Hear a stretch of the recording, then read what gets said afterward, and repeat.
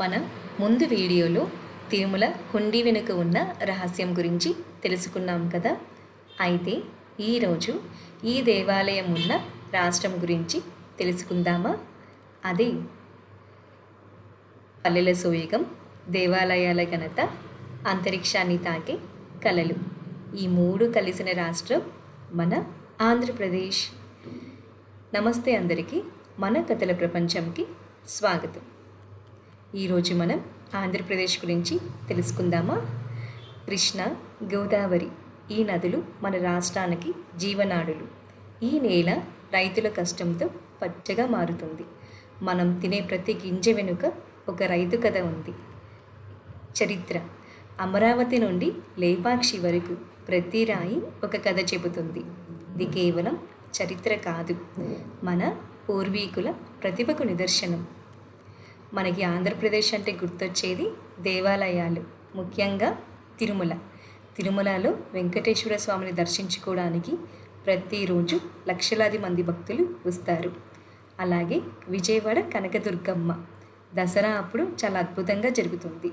కాణిపాకం, కాళహస్తి ఈ దేవాలయాలు మనకు ఒక విషయం చెబుతాయి. అదేమిటంటే విశ్వాసం ఉంటే అసాధ్యం కూడా సాధ్యమవుతుంది అని. ఆంధ్రప్రదేశ్ యొక్క సంస్కృతి, కూచిపూడి నృత్యం మన గర్వం. ఇంకా పండుగలు, సంక్రాంతి పండుగ అంటే చాలా రకమైన పోటీలు జరుగుతాయి.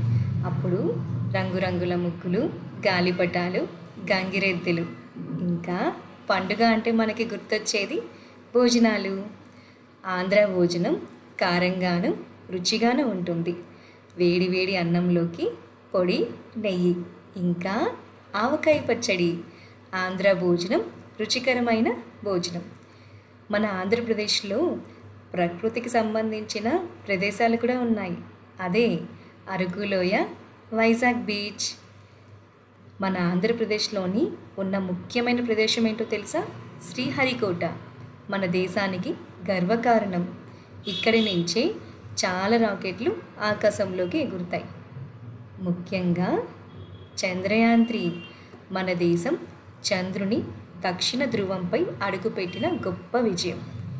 ఈ ప్రయాణం ప్రారంభమైంది శ్రీహరికోట నుంచి. ఆంధ్రప్రదేశ్ అంటే దేవాలయాల భక్తి నుంచి అంతరిక్ష విజయాల వరకు మన ఆంధ్రప్రదేశ్ సాంప్రదాయం మరియు సాంకేతికత కలిసిన ఒక అద్భుతం. మీకు కానీ ఇలాంటి ఆసక్తికరమైన కథలు వినాలంటే మన కథల ప్రపంచం ఛానల్ని సబ్స్క్రైబ్ చేయండి. అలాగే ఈ వీడియోను మీ ఫ్రెండ్స్కి షేర్ చేయండి. మరి మన నెక్స్ట్ వీడియోలో ఒక అందమైన దేవాలయం కథతో మీ ముందుకు వస్తాను. అంతవరకు సెలవు. బాయ్.